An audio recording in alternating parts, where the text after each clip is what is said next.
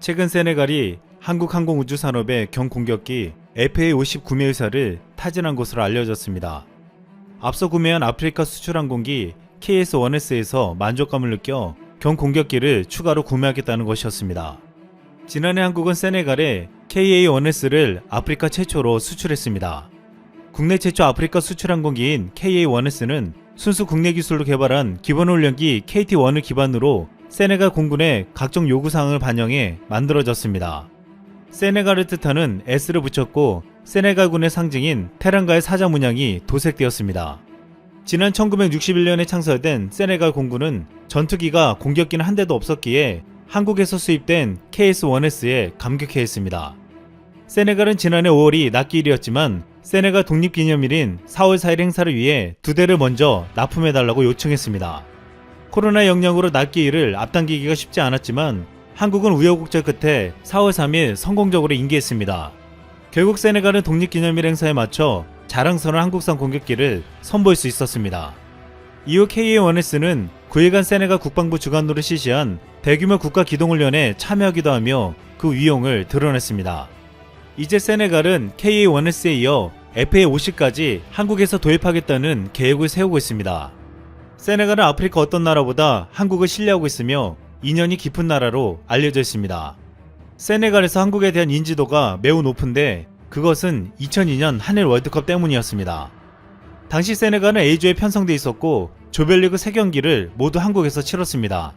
세네갈은 A조에 속해 프랑스, 우루과이, 덴마크 등 세계적인 강팀과 싸워야만 했습니다. 세네갈은 월드컵 출전 경험도 없었고 아프리카 네이션스컵조차 우승한 적이 없었습니다. 거기에 피파 랭킹도 중국을 제외하고는 가장 낮았습니다. 그런데 여기서 기적같은 이변이 일어났습니다. 세네갈이 디펜딩 챔피언이었던 프랑스를 꺾은 것입니다.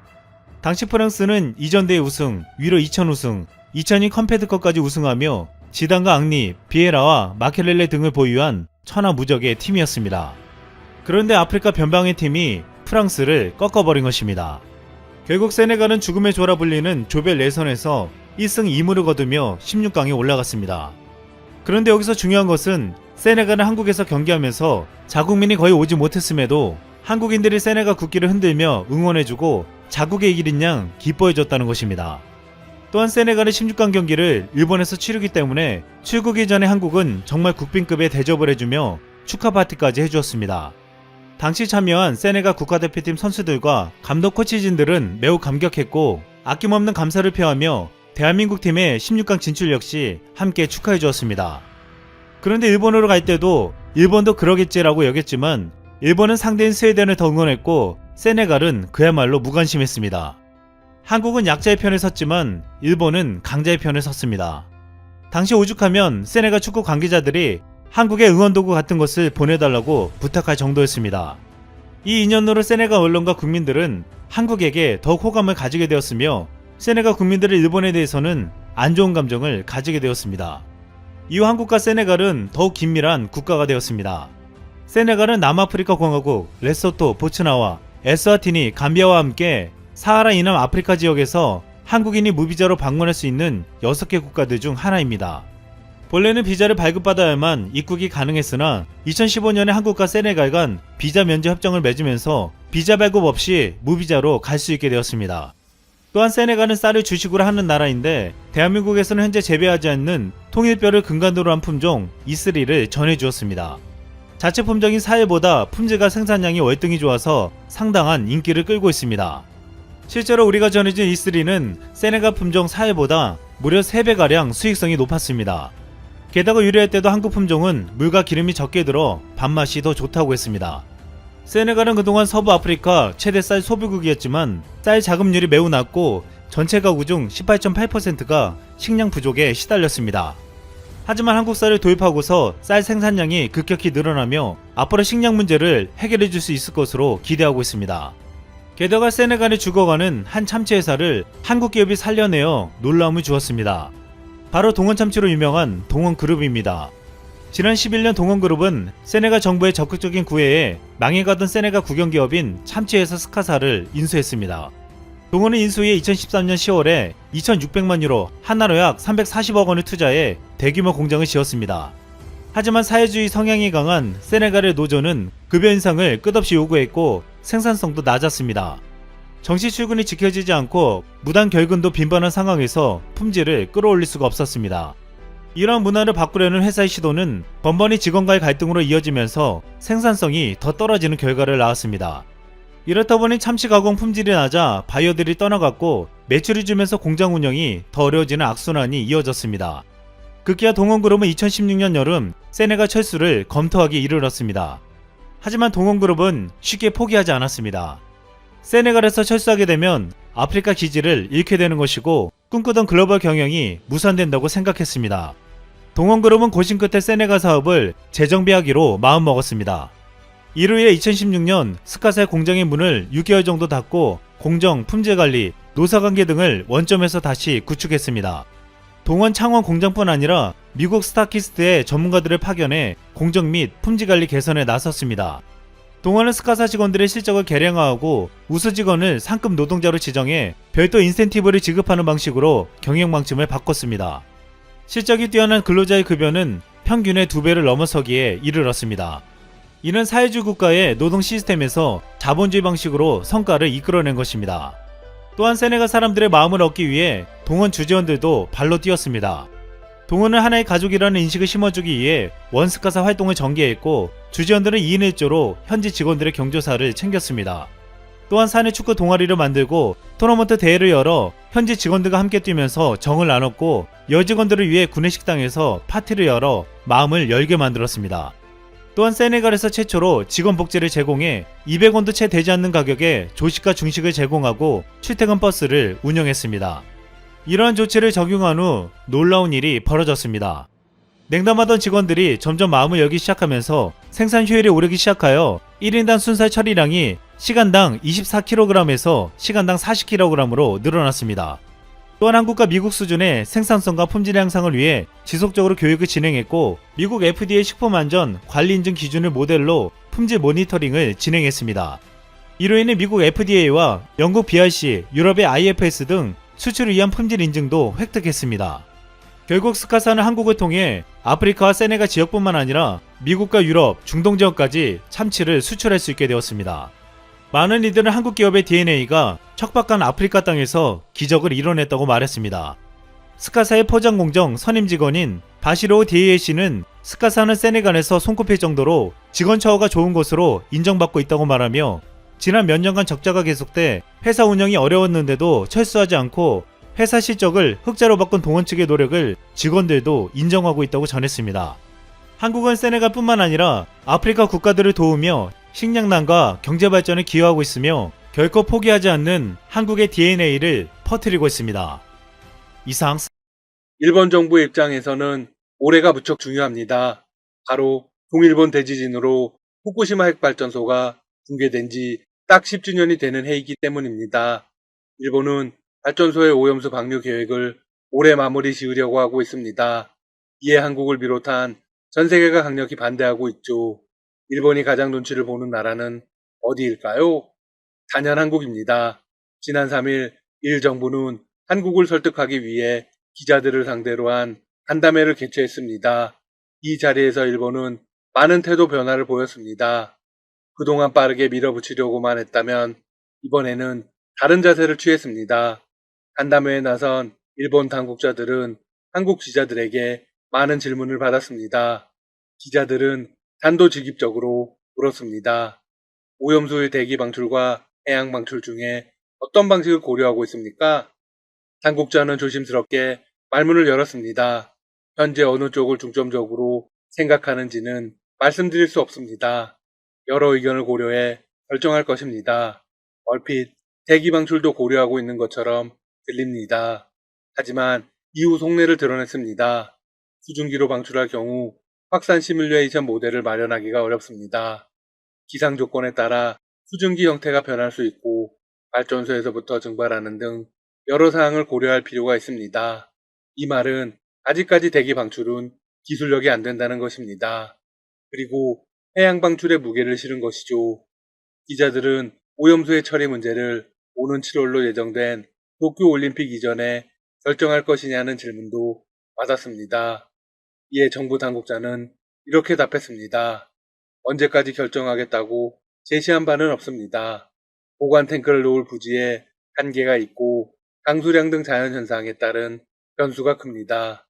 이는 지난 11월에 개최했던 기자 간담회와는 태도가 확연히 달라진 것입니다. 당시에는 시점을 사실상 못 박았습니다. 조만간 결정될 것으로 알고 있다. 당연히 올림픽 이전에 가까운 시일 내에 나올 수 있다고 생각하면 된다. 일본 측이 해양 방류 결정을 서둘러야 한다고 주장했던 주요 이유 중에는 오염수의 육상 저장 가능 기간이 있습니다. 2022년이 되면 탱크가 다 포화된다는 것이었죠. 하지만 이에 대해서도 입장이 바뀌었습니다. 오염수를 저장하고 있는 탱크가 언제 포화 상태가 될지는 올해와 내년 상황을 봐야 합니다. 당초 만수 시기로 말씀드린 2022년 여름보다는 조금 더 늦은 시기까지 탱크의 여력이 남아있지 않을까 싶습니다. 일본 정부의 태도가 변한 이유는 한국을 포함한 주변국의 반대와 더불어 일본 국내, 특히 후쿠시마 주민들까지도 해양 방류에 적극 반대하고 있기 때문입니다. 지난 2월 22일 후쿠시마 앞에서 잡힌 우럭에서 일본 정부가 설정한 기준치의 5배에 달하는 킬로그램당 500베크럴의 세슘이 검출되었습니다. 이 보도가 나가자 일본 현지에서는 한바탕 난리가 났습니다. 거기다 2월 13일에는 후쿠시마 앞바다에서 대규모 지진도 일어났습니다.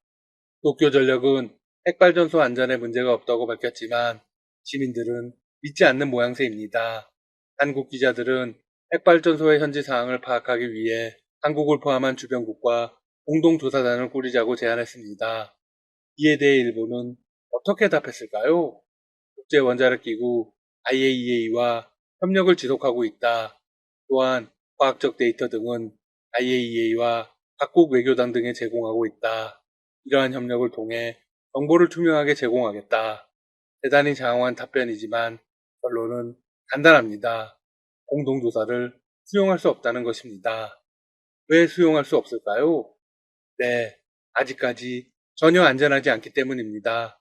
한국 정부는 이미 해양 폐기물 문제를 다루는 국제회의에서 일본의 오염수 방류 문제를 공론화하고 있습니다.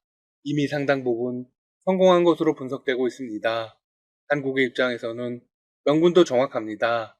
한국과 일본을 포함한 53개국이 비준한 런던 협약의정서에 따르면 해양환경 보호를 위해 해상 소각, 폐기물과 기타 물질의 해양 투기나 수출은 명시적으로 금지되어 있습니다. 다만 후쿠시마 원전 오염수와 같이 육상에서 해양으로 직접 배출하는 경우에는 논의 대상에서 제외해왔습니다. 일본의 적극적인 로비 때문이죠. 하지만 우리 정부는 이를 포함시키기 위해서 국제적인 활동을 하는 것입니다. 한국의 입장에 대해 세계 여러 나라들이 동참했습니다. 그중 중국과 칠레 등이 포함되어 있습니다. 중국도 일본에서 가장 가까운 나라 중 하나입니다. 중국의 반대 입장은 일본의 마음을 더욱 불편하게 만들 수 있습니다. 현재 중국과 일본은 생각구 열도를 놓고 첨예하게 대립하고 있기 때문입니다. 앞으로 중국이 전면에 나서서 반대를 할 가능성도 높습니다. 국제환경단체 그린피스도 적극적인 움직임을 시작했습니다. 지난 4일 그린피스는 후쿠시마 원자력 발전소 인근 특별 제염구역의 85%가 여전히 방사성 물질로 오염되어 있다고 발표했습니다. 또한 대략 30에서 40년을 상정하고 있는 일본 정부의 후쿠시마 원전 폐로 로드맵도 전혀 실현 불가능하다고 주장했습니다.